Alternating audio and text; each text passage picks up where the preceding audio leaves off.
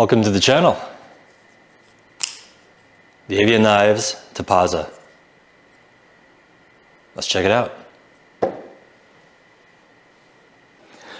The Avian Knives Topaza version 1. Available as of this video still. You can get it in a bead blessed gray and a black stone wash finish. A little under 3¼ inches for the blade length. The real selling point here is that they claim that it's about 1.6 ounces, making it an extremely light knife, rivaling, your bug outs and that sort of thing, while still having a titanium frame.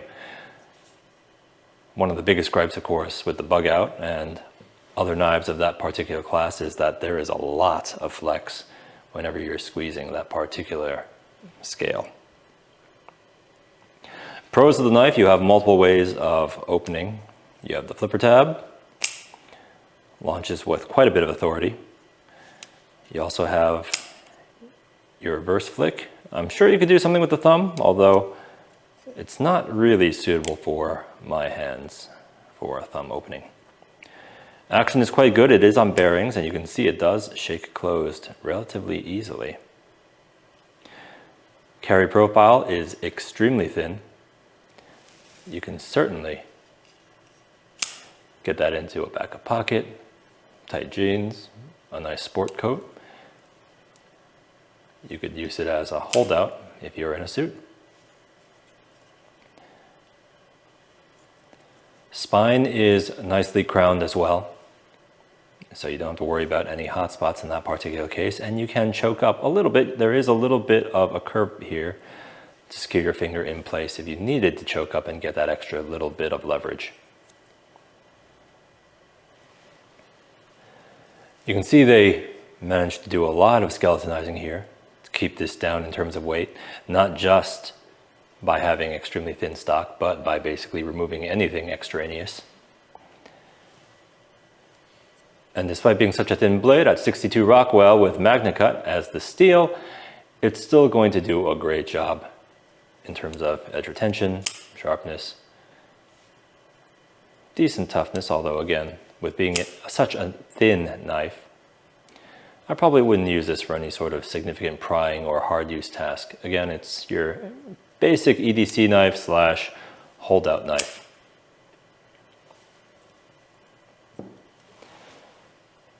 Do like it quite a bit. Certainly there will be some cons to the knife. Being so thin, again, it makes the flipper tab right here a little bit sharp. It is rounded, but because it's so thin, you will feel that when you are flipping. Again, being a very thin knife, it is pretty easy to accidentally ride the lock bar, making it difficult to deploy by flipper tab.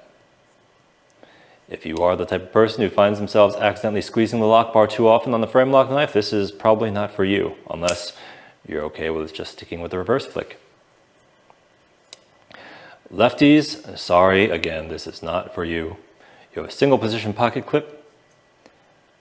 It does tend to get well into the pocket, but if you're a lefty, you're out of luck.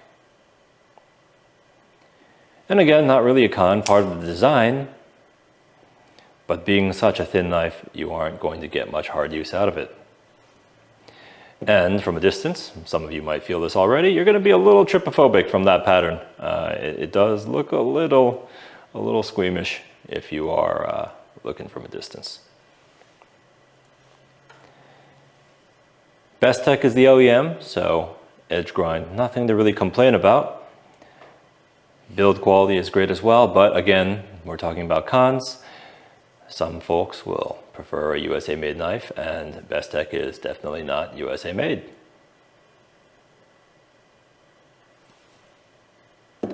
Let's move on to conclusions. What do we think then about the Avian Knives Topaza? As an ultra lightweight knife in full tie and MagnaCut, there's really nothing else in this particular configuration.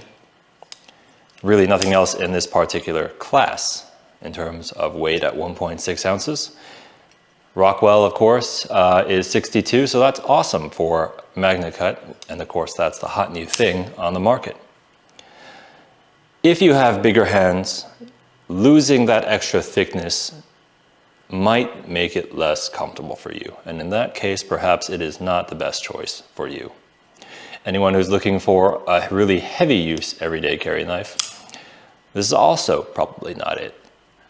But for everyone else where that every 1/10 of an ounce counts, for everyone else who is just cutting open packages, doing basic everyday carry chores,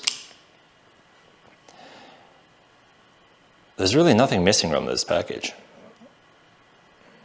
And for $300 on something that is innovative and different, it's probably worth at least a look. Pick one up, check it out, let me know what you think.